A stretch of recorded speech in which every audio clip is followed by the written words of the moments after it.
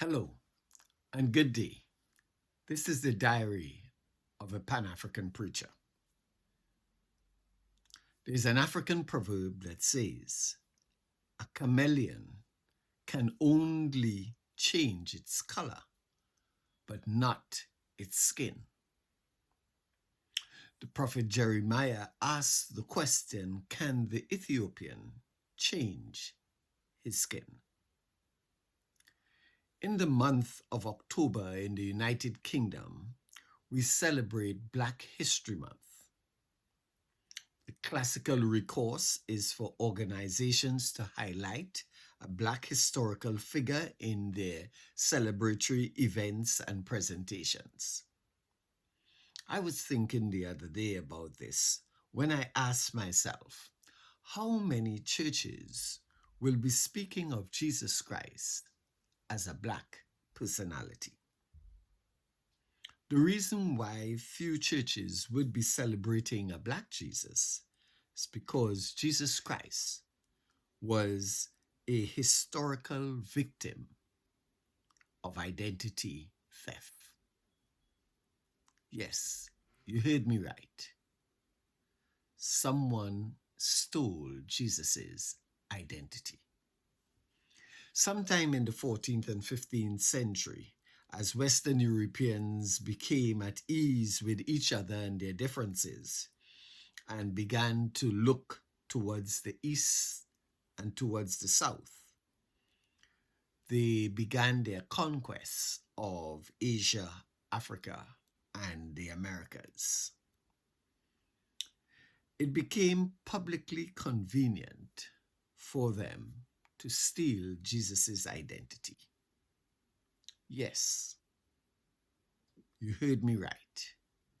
The Black Palestinian Jew called Jesus the Christ had his identity stolen.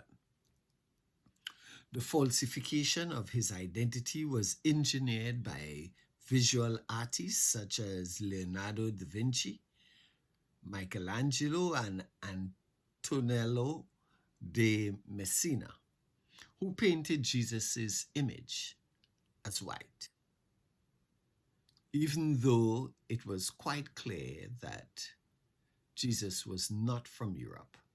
As a matter of fact, he was located in the northeastern African region that was called Palestine. So his domestic location was changed from northeastern Africa to a European designation called the Middle East. His historical records have been corrupted and wiped out his people's African heritage. His good news message to the poor, the disenfranchised, the disposed, the dispossessed, the disinherited, and the wretched of the earth, they have been hijacked and translated into fake news. It was used to uphold notions of white supremacy. The results of identity theft are clear. There is a loss of integrity, misinformation, misrepresentation, misuse, and abuse. Much of the same has happened as our young people begin to question whether Christianity is a white man's religion. The question is, how do we go about redeeming our faith from this incident of highway robbery and fake news? First, we must be willing to have an honest conversation with family, friends, colleagues about the hijacking of our faith and the attempt by some to colonize God by making him into a servant of a Eurocentric empire. Second, we must use every means to dispel the error and spread the truth of the Christian faith and its pillars of truth, righteousness, justice, and love in public places. This apologetics shows that the Christian faith did not arrive in Africa on a ship with the colonists.